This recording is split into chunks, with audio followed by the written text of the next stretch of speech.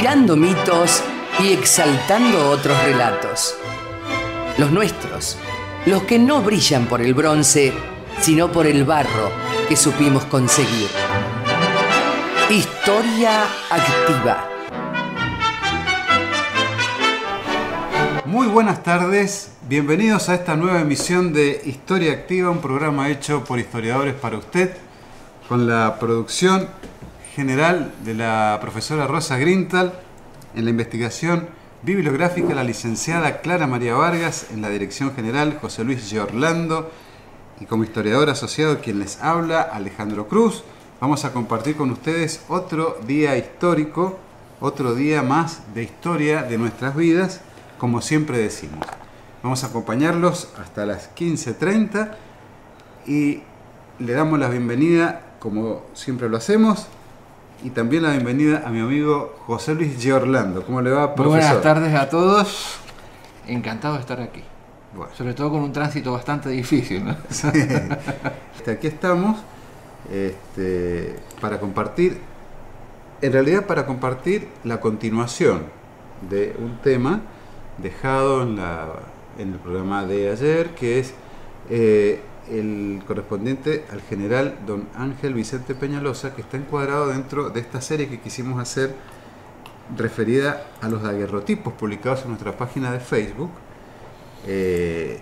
donde hemos dado a conocer las biografías de algunos de los retratados allí, en los que se ve perfectamente claro sus rasgos fisonómicos, lo cual es un documento importantísimo para tener en cuenta. Hablamos del almirante Brown, hablamos de Juan Bautista Alberdi y vamos a hablar del general Ángel Vicente Peñalosa, más conocido en la historia y entre la gente del pueblo como el Chacho Peñalosa. Este caudillo, porque verdaderamente lo fue, nació en una localidad de lo que hoy es la provincia de La Rioja, el 2 de octubre de 1798, y fue asesinado en la localidad de Guaja, cerca de Olta, también en La Rioja, el 12 de noviembre de 1863. Ya era mayorcito. Ya era mayor, tenía 65 años, recién cumplidos, por decirlo así. Y este hombre fue un caudillo, como dijimos, y fue un militar federal argentino, uno de los últimos líderes de la causa federal o del partido federal, que se alzó en armas contra el centralismo de Buenos Aires, que se había profundizado con la asunción de Mitre como presidente de la nación, y concretamente como encargado del Poder Ejecutivo después de la batalla de Pavón, en la que defecciona Urquiza y cae el gobierno de la Confederación, que tenía a su cargo el doctor Santiago Derqui y el general Esteban Pedernera como vice. Delegan el mando en Mitre, que recién va a asumir el 12 de octubre de 1862.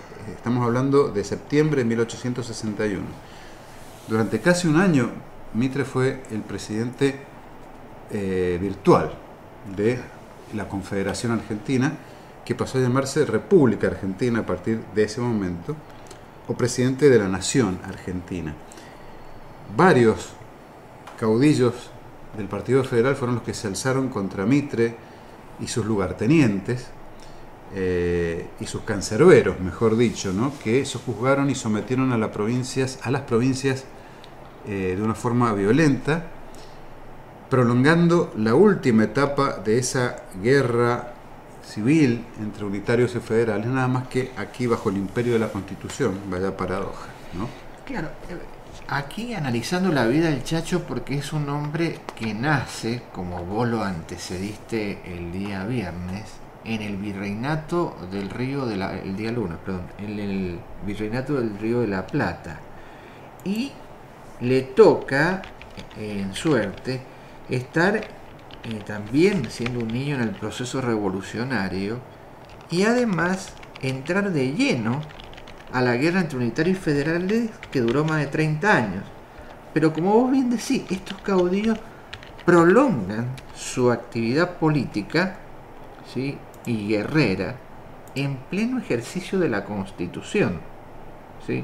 Nosotros hemos hecho un estudio de los caudillos de la segunda generación, que le denominamos. Esos caudillos que enfrentan a la prepotencia mitrista, digamos. Y acá vemos no un hombre de época nacido en los años 40, ni nacido en los años 30, sino ya es un hombre mayor que prolonga su lucha por un ideal, ¿no? Habiendo sido ya lugarteniente Quiroga, etcétera, habiendo tenido todos sus cursos honorum político y militar. Así es. Digamos que el Chacho se casó en la iglesia de Malanzán el 10 de julio de 1822 con la señora Victoria Romero de Orihuela, con la que tuvo 3 hijos, 2 de ellos fallecidos al poco tiempo de nacer, y Ana María Peñalosa, quien no dejó descendencia. Además adoptaron a un huérfano, que era el hijo de un familiar llamado Indalecio Peñalosa, que se casó luego con Eudosia Flores Vera. Todo queda en familia. Fue, como vos bien decís, lugarteniente del Tigre de los Llanos, de Facundo Quiroga, habiendo sido el Chacho oficial de milicias, siempre bajo el mando de Quiroga. En 1826 combatió con el grado de capitán en la batalla del Tala, una de las míticas batallas de la época de la Guerra Civil, en la que fue seriamente herido por el ejército unitario de Gregorio Araoz de la Madrid. Tras esta batalla fue ascendido a capitán de milicias. Más tarde fue uno de los principales jefes de escolta de Juan Facundo Quiroga, en la batalla de Rincón de Valladares, en La Tablada y en Oncativo. Luego de la derrota de Oncativo participó en la reconquista de La Rioja por el Partido Federal y se destacó en la batalla de la Ciudadela, ¿sí?, que fue la definitiva derrota unitaria en esa zona, en que capturó un cañón con su lazo y lo arrastró hasta sus filas. Esto para que vean el coraje que tenía este hombre. Y por este hecho Quiroga le otorgó el rango de teniente mayor, es decir, fue ascendido a mayor. Fue ascendido a hay una equivocación ahí. Fue Claro. ascendido a mayor. A mayor. Desde su regreso a La Rioja fue comandante del departamento de los Llanos, y luego del asesinato del Tigre de los Llanos, justamente, colaboró en la invasión a La Rioja del gobernador de la provincia de San Juan, Martín Llanzón, y fueron derrotados, vamos a decirlo.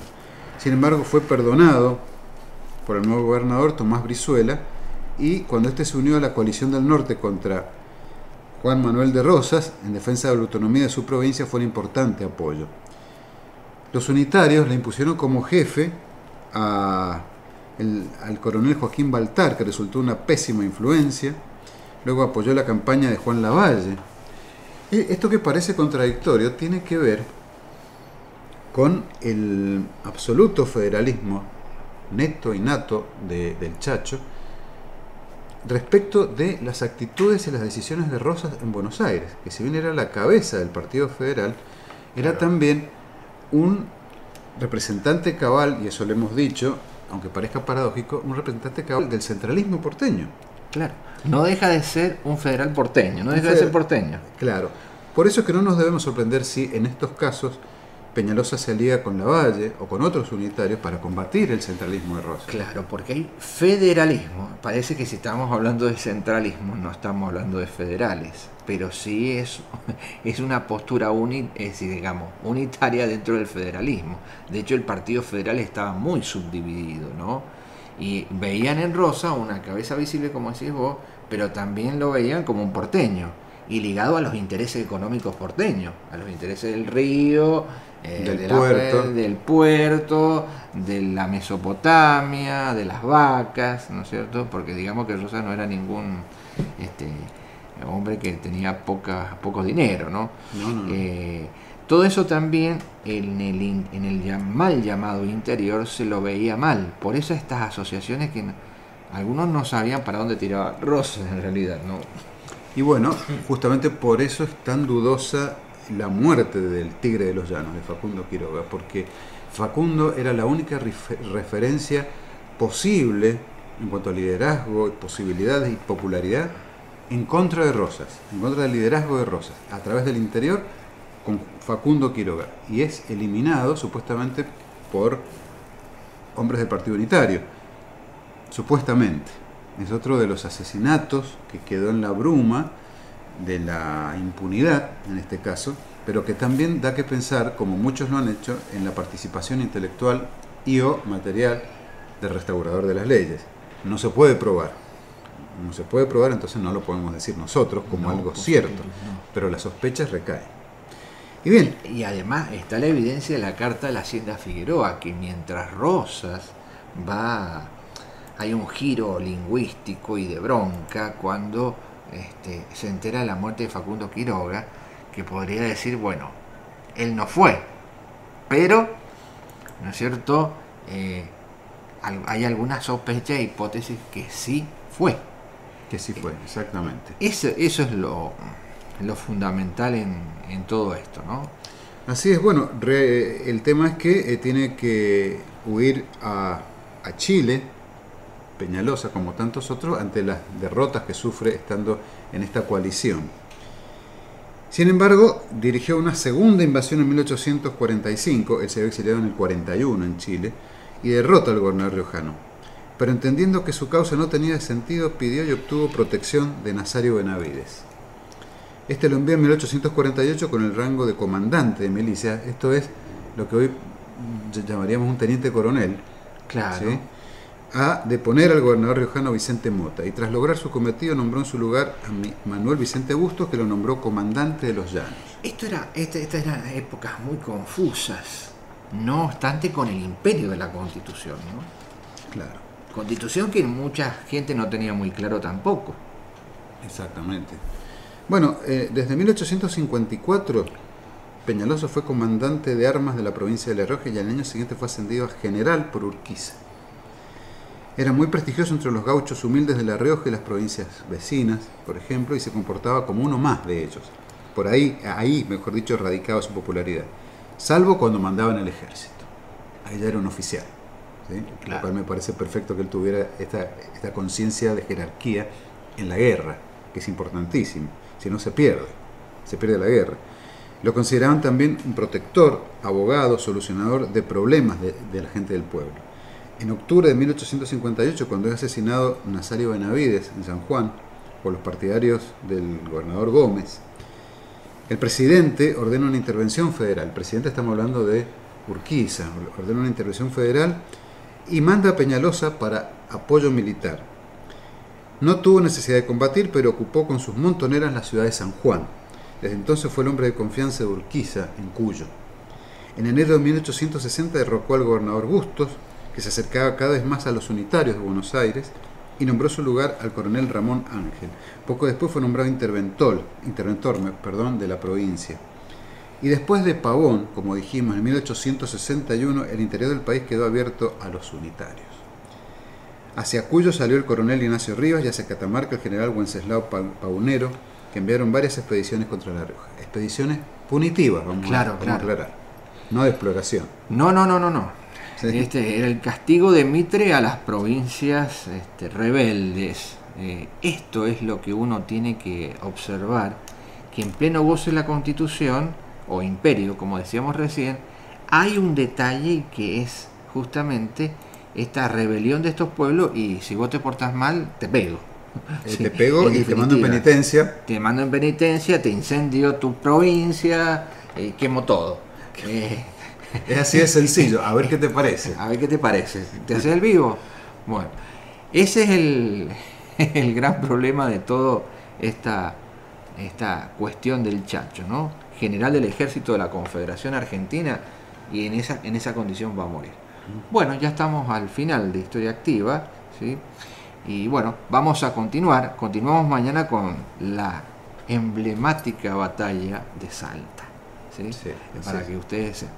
Gracias María del Carmen Jurisic en la operación técnica, y nos vemos mañana. Así es, hasta mañana. Hasta mañana.